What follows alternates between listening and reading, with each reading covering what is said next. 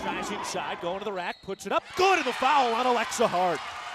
Terrific finish by Gaines. She's into double figures with 10 points. Senior from Merrillville, Indiana, number 15, Victoria Coco Gaines.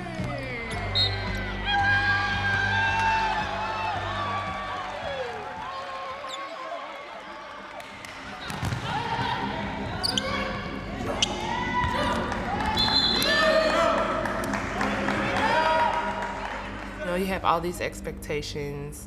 You want your senior year to be perfect. So I'm in the process of planning all these things. I remember talking to Susie about I really want to take the role of being there for my teammates and, doing things that make me uncomfortable just for me to be better as a person and as a teammate. So I remember having that conversation with her during one of our workouts in the summer. She was all there for it, and it was one of those, this is my last year, like go hard or go home things.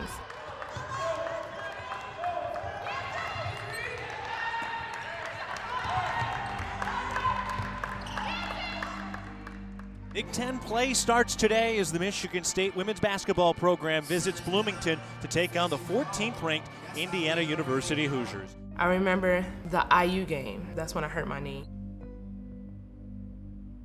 I was really just in the zone. It was one of those wow, it just felt right. It felt good. I felt good. I just remembered that one play where I hurt myself.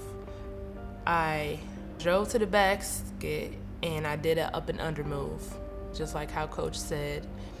And I went up with my left hand, but when I went up, my knee was kind of twisted. I don't really even remember, but she kind of bumped me, the defender, and when I went up with my left hand, at least I made the bucket though. I do say that. I made the bucket, and I just felt a little, I wouldn't even say, I kind of felt a pop, but I didn't at the same time. It just didn't feel right. I ran back, and that's when I was like, okay, what's going on? This doesn't feel right. I got a sub, I went in the back, and I just kind of started freaking out because I knew something was wrong if I can't walk it off. I remember coming to Brez around 10:30, and I remember going up to Dean's office, talking to him for a little bit. I told him how nervous I was to get the results for the MRI, and I remember telling Coach K that too. And I remember going downstairs shooting the basketball because we had to put up a certain amount of shots. And I stopped halfway through because I had to talk to one of my teammates. I continued to do my shots, and I seen Lou and Dean come to the aux gym. I go over there, and Lou looks at me and tells me it's a meniscus tear. So in my head, I'm like, okay, this is nothing serious for real. I have a meniscus tear. I can still play with that. But I stopped her when she was talking about the tear and asked her about my ACL. And she kind of just looked at me in a certain way, and I'm just looking at her, and then I look at Dean. And I'm just like, okay, so what are you trying to say? Go ahead, say it. In my head, that's what my eyes felt like they were saying. So it was mainly just the meniscus tear and the MCL sprain in my right knee. But I remember just breaking down. I remember finally letting what she just told me sink into my body and actually coming to terms with it and just breaking down. And I just kind of collapsed. I remember having a ball in my hand, and I kind of just held it and put my head down. And it was one of those instincts where it's like a snap in my body. I don't know. I just snapped out of it and just started thinking all these positive things because that was the only way I was going to get through this. At this point, I still kind of digested stuff, but I didn't at the same time. It's still new to me.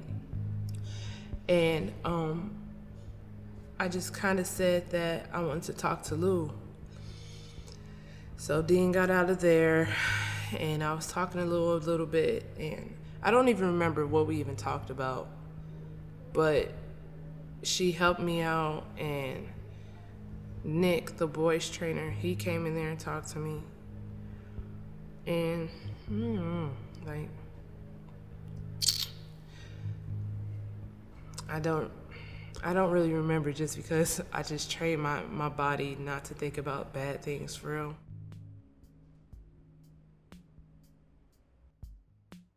It was a lot going through my head that day.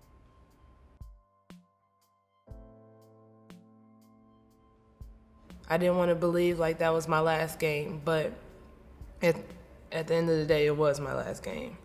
And right now, it's more like me. I had to figure out what I want to do outside of basketball now. And, you know, I get all the questions like, oh, so what are you going to do after basketball? Are you going to go overseas? Or stuff like that, questions like that. And it's just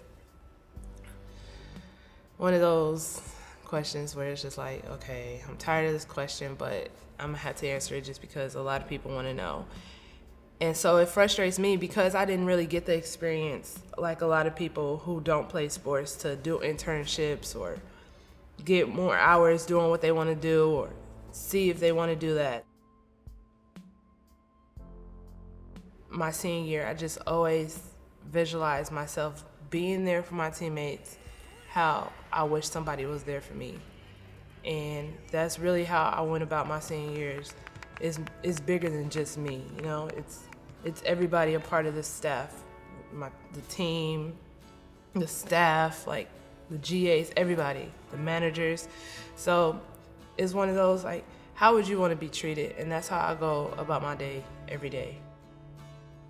In a position, some kids that she's in could easily walk out the door and say, well, I did what I could, but I can't play and I don't have anything more to give. And I think Coco recognizes it's basketball is what I did. It isn't who I am. What we do is hard. What these kids go through every day is hard and it's challenging. But what I've watched Coco, what I appreciate about Coco is she truly is genuine with the people around her in terms of inspiring them. I think she's gotten out of the program. As much as she's given, I think she's learning to get more out of the program. And Coco has a different side to her. And kids like that genuinely succeed in life because basketball isn't their life. It's something they do, it's not who they are. And then for Coco, she's just been a pleasure, a joy. She's never in trouble. She's got a smile on her face. She does what she's supposed to do. I mean, she's just been a blessing. I really want to be a role model, and I want to do things that are bigger than just me. So right now, I'm just kind of focused on like the teacher aspect, and it could be a teacher in like coaching or just a mentor. That's really what I'm focused on. Just being around kids and trying to change their mindset, like they're more than what they think they are.